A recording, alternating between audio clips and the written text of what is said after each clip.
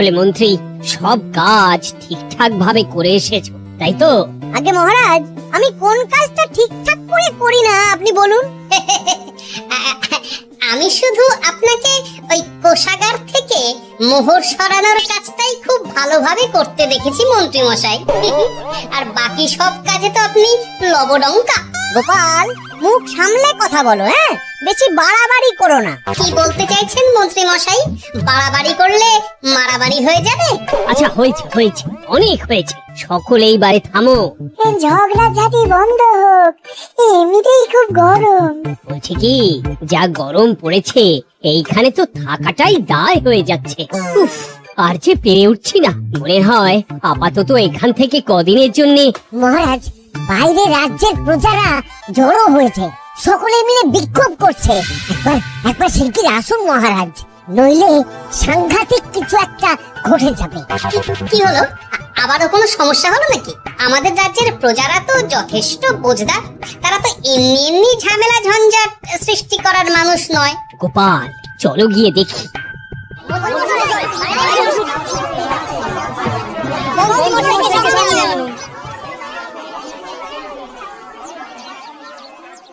কি ব্যাপার, তোমাদের কি সমস্যা হয়েছে? এইভাবে বিক্ষোভ করছো কেন? মহারাজ, মন্ত্রী মশাইকে সামনে আনুন, তারপর বলছি কি হয়েছে না হয়েছে। ছেড়েছে। আরে, আমাকে ডাকছে কেন? আচ্ছা, বলছি তোমরা একটু শান্ত হও। আমি বুঝতে পারছি তোমরা কিছু একটা কারণে খুবই অসন্তুষ্ট হয়েছো, তাই সেই জন্য বলছি আগে শান্ত হও, তারপর বলো মন্ত্রী মশাইকে কেন খুঁজছো, উনি কি করেছেন? গোপাল দাদা, তুমি তো জানোই রাজ্যে যা গরম পড়েছে, তার জন্য খাল বিল পুকুর নদী নালা একেবারে শুকিয়ে গেছে, চারিদিকে জলের হাহাকার। হ্যাঁ হ্যাঁ, সে তো জানি। গত সপ্তাহে এই সমস্যার কথা জানিয়ে মহারাজকে অনুরোধ করে গিয়েছিলাম যে রাজ্যের বাঁধটা যাতে খুলে দেওয়া হয়। কেন? আমি তো তোমাদের কথা রেখেছি। আমি তো দুদিন আগেই মন্ত্রীকে পর্যাপ্ত পরিমাণে মোহর দিয়ে বাঁধ খোলার কাজে পাঠিয়েছিলাম। কেন, উনি কি বাঁধ খোলেননি? সেইটা ওনাকেই জিজ্ঞাসা করুন।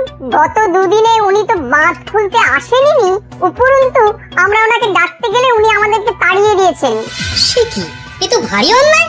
দুদিন ধরে অপেক্ষা করে আর না থাকতে পেরে আজকে আমরা এখানে এসেছি। এই অবস্থা আমরা কি করব? যদি আমাদেরকে আমাদের রাজ্য সাহায্য না করে তাহলে কোথায় যাব আমরা? ছি ছি ছি, আমি তো ভাবতেই পারছি না। মন্ত্রী, এই মন্ত্রী।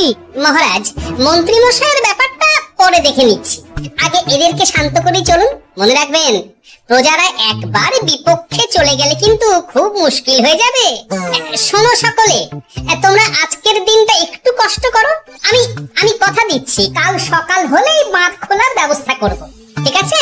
ঠিক কথা বলেছো তো গোপাল দাদা। দাদা বলে যখন ডাকো, তখন দেখো এই দাদা তার ভাইদের কিছুতেই নিরাশ করবে না। শুধু আজকের দিনটা একটু চেয়ে নিচ্ছি, ব্যাস। ঠিক আছে, আজকে আমরা চলে যাচ্ছি, কিন্তু কালকে কিছু না হলেই। কোনো কিন্তুরই জায়গায় নেই পুঁটির বাবা।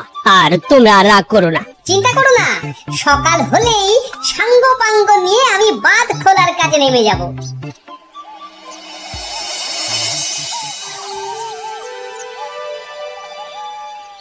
ছি ছি মন্ত্রী, তুমি এইভাবে আমায় মিথ্যে বললে। ভাবতেই পারছি না কি দরকার ছিল আমার মিথ্যে আশ্বাস দিয়ে প্রজাদের সামনে নাক কান কাটার। মুখে খুলুক কেন? উত্তর দাও। না মানে, আমার শরীরটা ঠিক ভালো ছিল না, তাই বাড়ি থেকে বেরোতে পারিনি। বলছি কি, শরীর খারাপ থাকলে রাজসভায় খবর দিতে পারতেন, আমরা কেউ দায়িত্বটা পালন করতাম। কি আছে? সমস্ত মোহরগুলো একত্র করে ঘাপটি মারলেন ঘরে। ছি ছি, জানাই আপনাকে ধিক্কার। সকলে মিলে করো প্রতিবাদের চিৎকার। মন্ত্রী মশাই, ছি ছি ছি ছি ছি ছি। মহারাজ, আপনি এক্ষুনি মন্ত্রী মশাইকে কদিনের জন্য সভা থেকে বহিষ্কৃত করুন। সে তো করবই, তবে তার আগে আমি চাই কালকে যখন বাঁধ খুলতে তোমরা নামবে, তখন সেই কাজে কোনো লোক নিয়োগ না করে মন্ত্রীকেই বাঁধ খুলতে নামাবে। মহারাজ, এ কেমন বিচার আপনার? আমি না রাজ্যের মন্ত্রী। মন্ত্রী না ষড়যন্ত্রী। মন্ত্রী মশাই, তাহলে কালকের জন্য প্রস্তুত থাকুন। মহারাজের বাঁধ খোলার জন্য সকল মোহর তো আগেই আত্মসাৎ করেছেন, এবার শুধু কাজে নেমে পড়বেন, কেমন?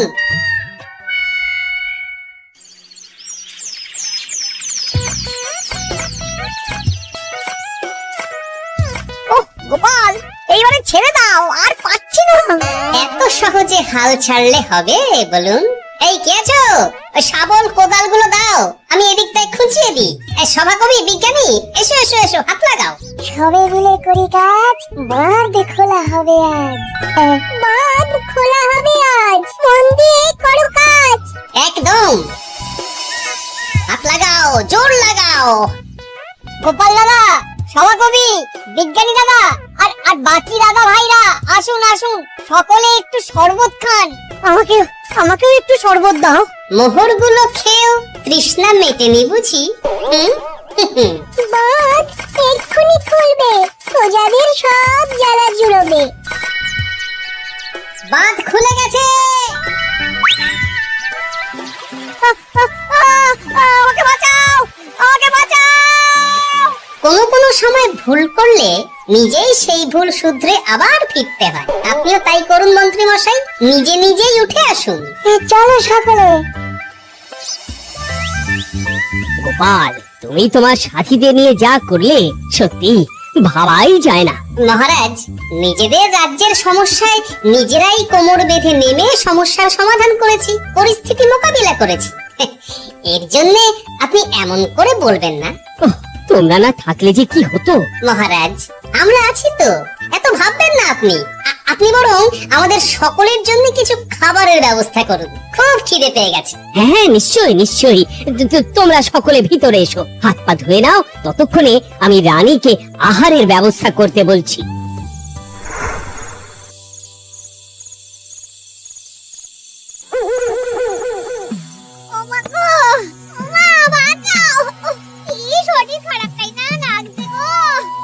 গিন্নি, কি হয়েছেটা কি? তুমি এইভাবে এখানে শুয়ে কাতরাচ্ছ কেন? তুমি এসেছো? হ্যাঁ, এই তো আমি চলে এসেছি। কি হয়েছে গিন্নি, তোমার কোথায় কষ্ট হচ্ছে? গরমে হাঁসফাঁস করছি গো, পারছি না। রান্না করতে গিয়ে খুব বাজে অবস্থা হয়ে গেছে গো, এই থেকে এইখানে পড়ে পড়ে গড়াচ্ছি। ঠিক আছে, আজ আর রান্না করতে হবে না গিন্নি, আমি রাজবাড়ি থেকে খেয়ে এসেছি। বাহ, নিজে খেয়ে এসেছে বলে আর রান্না করতে হবে না বলে দিলে? এদিকে রাত্রে আমি খাবো কি সে খেয়াল আছে? হ্যাঁ হ্যাঁ, খেয়াল আছে, খেয়াল আছে। যাও, আমার জন্য রান্না চাপাও আর একটু জল দাও। দেখো, এত গরম পড়ে কৃষ্ণনগরের অবস্থা শোচনীয় হয়ে গেছে। বয়স্ক লোকেরা কোনো কাজই করতে পারছে না। সত্যি তো, এই গরমে রান্না করাটা খুবই কঠিন গিন্নি। কি বললে? আমি বয়স্ক লোক? আমার বয়স হয়ে গেছে, তাহলে নিজে কি? না না গিন্নি, আমি তোমায় কিছু বলিনি, আমি গোটা কৃষ্ণনগরের সাধারণ বয়স্কাদের উদ্দেশ্যেই কথাটা বললাম। তোমার তো বয়স হয়েছে বলে মনেই হয় না গিন্নি। তাই বলো?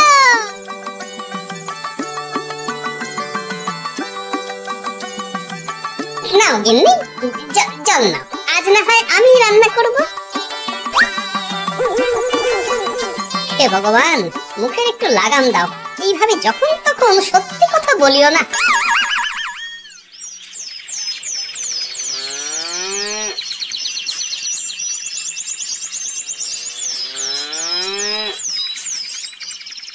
গোপাল দাদা, ও গোপাল দাদা, একবারটি বাইরে এসো, মহারাজ জরুরি তলব করেছেন। আবার কি হলো গিন্নি? একবার বাইরে গিয়ে দেখে আসি বুঝলে, পেয়াদা এসে অনেকক্ষণ থেকে ডাকছে। আচ্ছা, গিয়ে দেখো। ও গোপাল দাদা, গোপাল দাদা, ও গোপাল দাদা, আরে তুমি এক্ষুনি একবার প্রাসাদে চলো, রানীমার খুব শরীর খারাপ করেছে, মহারাজ তোমাকে খবর দিতে বললেন। ঠিক আছে, তুমি যাও, আমি আসছি।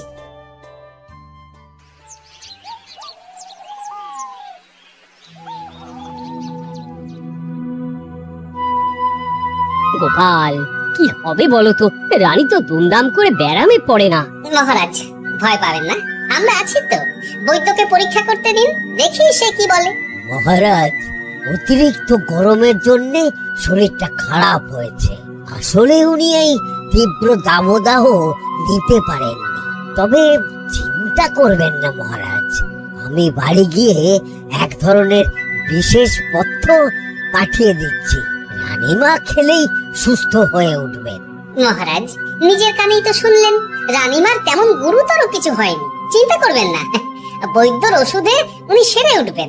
যাওয়ার আগে একটা কথা বলে যাই, গরমের এই দাবদাহ কিন্তু আরো ভয়ঙ্কর হবে, তাই সকলে খুব সাবধানে থাকবেন। শরীর যাতে ঠান্ডা থাকে এমন হালকা পাতলা খাবার খাবেন। আসি, রাজসভায় দেখা হবে। মহারাজ, বৈদ্যমশাই কিন্তু এটা ঠিক বলেছেন, গরম আরো বাড়বে, তাই দুজনেই খুব সাবধানে থাকবেন, কেমন? গতকাল তো আমার গিন্নিও গরমের চোটে কুপকাত হয়ে গেছিল, শেষমেশ আমাকে বাড়ি গিয়ে রান্না করতে হলো আর কি। ও বাবা, তাই নাকি? আহ, তাহলে তো খুবই চিন্তার ব্যাপার।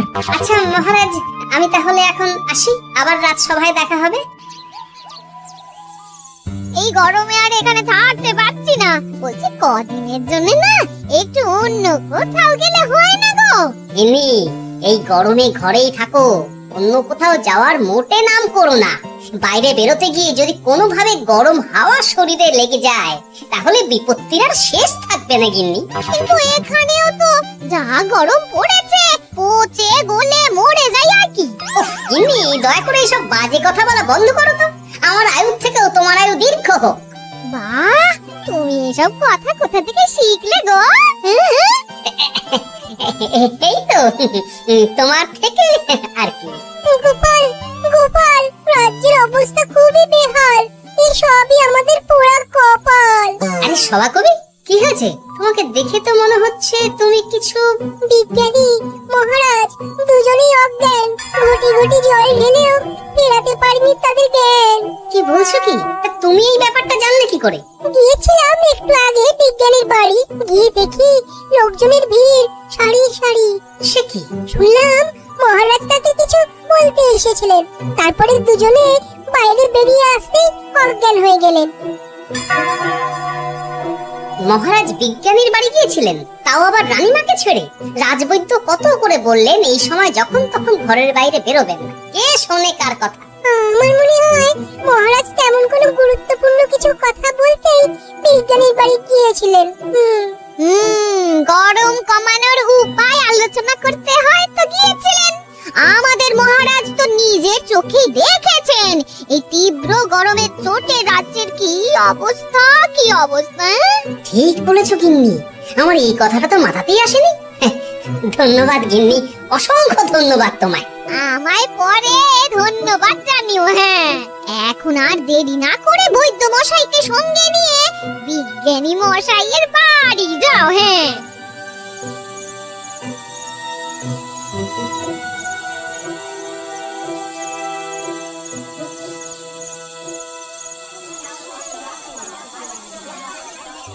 কি বুঝছেন বৈদ্যমশাই? খুব একটা ভালো কিছু বুঝছি না গোপাল। দেখো, সত্যি বলতে ওই কৃষ্ণনগরের অবস্থা খুবই বাজে, তাই এখানকার মানুষেরা একে একে অসুস্থ হয়ে পড়ছে। বাইরের অবস্থাটাও তো ভালো নয়, বুঝতেই পারছো। এখন সান্ধ্যকালীন হাওয়াতেও গরমের তাত রয়েছে। দেখুন, রাজ্যের যা অবস্থা, তাতে যদি রাজ্যের মাথা থেকে সমস্ত প্রশাসনিক প্রধানরাই অসুস্থ হয়ে পড়েন, তাহলে তো ভীষণ বিপদ। সে তো বটেই, এই জন্যেই আমি বলি কি, মহারাজ সহ সকল সভাসদেরা এই রাজ্য ছেড়ে কদিনের জন্য পাহাড়ি কোনো এক জায়গায় গিয়ে থাকুন, পরিবার নিয়েই যান। দেখুন, আগে নিজেরা বাঁচলে তবে তো রাজ্যবাসীকে ভালো রাখতে পারবেন, তাই না? কথাটা কিন্তু মন্দ বলেনি বৈদ্য। গোপাল, এই গোপাল, তুমি পাহাড়ে যাওয়ার ব্যবস্থা করো। এইখানে আর কিছুদিন থাকলে মরেই যাব। হ্যাঁ গোপাল, আমারও তাই মত। এক্ষুনি যা শরীরে ক্লান্তি এসেছে, আর কদিন এইখানে থাকলে মরেই যাব।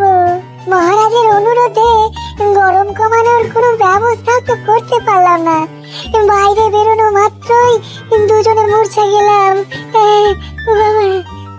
ঠিক আছে, বুঝেছি। মহারাজ, আপনি আর এই ব্যাপারটা নিয়ে বেশি ভাববেন না। বিজ্ঞানী, তুমি আর বেশি কথা বলো না, আমি পাহাড়ে যাওয়ার ব্যবস্থা করছি। আমরা রাজসভা সকলে সব পরিবারে যাব। অনেক কাজ হয়েছে, এখন কিছুদিন আমাদের বিশ্রাম দরকার।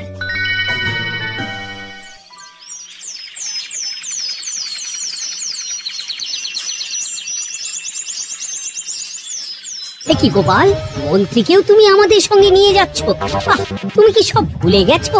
মহারাজ, আপনি খামোখা উত্তেজিত হবেন না। আপনার শরীরটা কিন্তু ভালো নেই। আর মহারাজ, আপনার রাজ্যে বাস করে আপনার থেকেই শিখেছি বিপদের দিনে পরম শত্রুকেও দূরে ঠেলতে নেই। যতই হোক, উনি তো আমাদের মন্ত্রী, তাই এই বিপদের দিনে ওনাকে ফেলে যাই কি করে বলুন তো? সত্যি গোপাল, তোমার তুলনা নেই। সবই নাম কেনার চেষ্টা। গোপাল, চলো এইবারে রওনা দিই। বলছি, খাবার দাবার আর জলের কলসিগুলো উঠেছো তো? হ্যাঁ, খাবারের পাত্রগুলো আপনার জিম্মায় থাকবে, আর জলের কলসিগুলো আমি সামলাবো।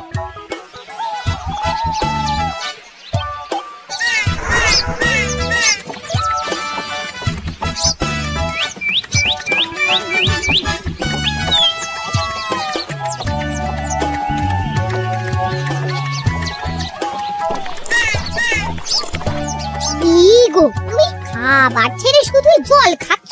ওদিকে মন্ত্রী মশাই যে সব খাবার একাই সাবার করে দিলে না? ভালোই তো, থাক না। এরপরে বড় বাইরে যেতে হলে বুঝবে, আমি তো ওই জন্যই নিজের জিম্মায় শুধুমাত্র জল নিয়েছি। দেখো, জল খেলে ছোট বাইরে যাওয়ার দরকার হলে চলে যেতে পারবো, কিন্তু বড় বাইরে যাওয়ার দরকার হলে তো যেখানে সেখানে যেতে পারবো না। তাই জলই সই। কিন্তু সবার জল যদি তুমি একাই শেষ করে দিলে তাহলে? এই রে, এটা তো ঠিক বলেছো গিন্নি। পথে ঘাটে কোনো পানীয় জলের পুকুর বা কুয়ো দেখলে জল ভরে নিতে হবে, বুঝলে?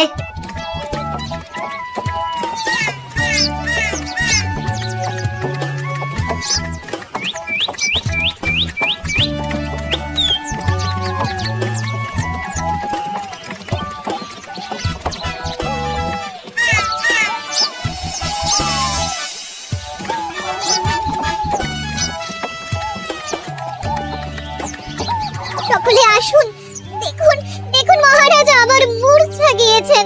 আসুন। সে কি, কৃষ্ণনগর পেরিয়ে এসেছি, এখন এই অচেনা অজানা জায়গায় এসে মূর্ছা গেলেন? গিনি, চলো তো শিগগির গিয়ে দেখি। কেউ ঘাবড়াবেন না। মহারাজের শরীরটা আসলে খুব দুর্বল ছিল তো, তাই মূর্ছা গিয়েছেন। তবে চিন্তার কিছু নেই, আমি এক ধরনের পথ্য দিচ্ছি, এটা খেলেই উনি আবার সুস্থ হয়ে যাবেন। ঠিক আছে বৈদ্য মশাই, আপনি তাহলে যত তাড়াতাড়ি সম্ভব পথ্যটা তৈরি করুন। হ্যাঁ, আমার এই পথ্যটা তৈরি করার জন্যে একটু জলের প্রয়োজন। একটু জলের ব্যবস্থা করুন তো। এ মা, বলি গাড়িতে যে এক ফোঁটাও জল নেই গো, কি হবে? এই গোপাল, তুমি একাই সব জল খেয়ে বসে আছো? হ্যাঁ গোপাল, এখন এসব বাদ দাও, চলো একটু জলের ব্যবস্থা করি।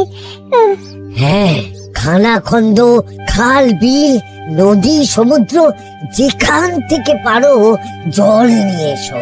জল ছাড়া এই পথ্য বানানো অসম্ভব। গোপাল, এ কি করা যায় বলুন? দাঁড়াও, আমি একটু ছোট বাইরে থেকে ঘুরে আসছি। হ্যাঁ, খুব জোরে বেগ আসছে, ত্যাগ না করতে পারলে বুদ্ধি খুলবে না।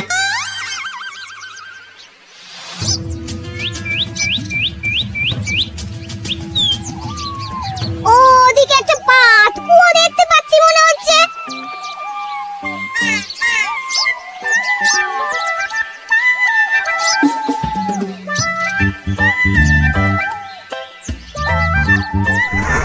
জল কোথা থেকে পাবো?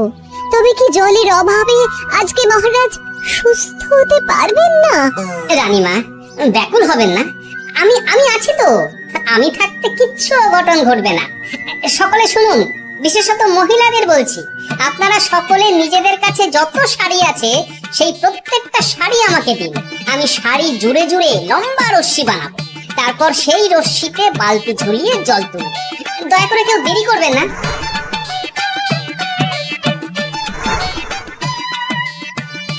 এই নাও আমার 5খানা শাড়ি। হ্যাঁ, এই নাও আমার 10খানা শাড়ি। আমি বাবা আমার লতা পাতা মিনি করা শাড়িগুলো দেব না। যা পারো করো, আমি বড় বাইরেতে যাচ্ছি। ও মা, বিপদের দিনে শাড়ি দেবে না? পায়ের জোরে নিয়ে আসবো।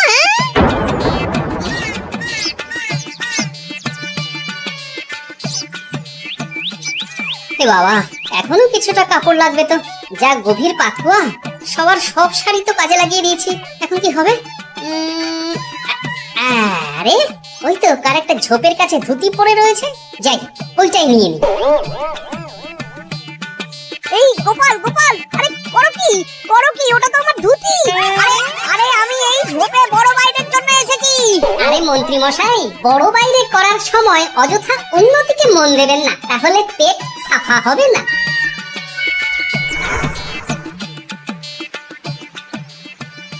গোপাল, তুমি ছিলে বলে এই যাত্রাতে রক্ষা পেলাম। ভগবান তোমাদের অনেক অনেক মঙ্গল করুক।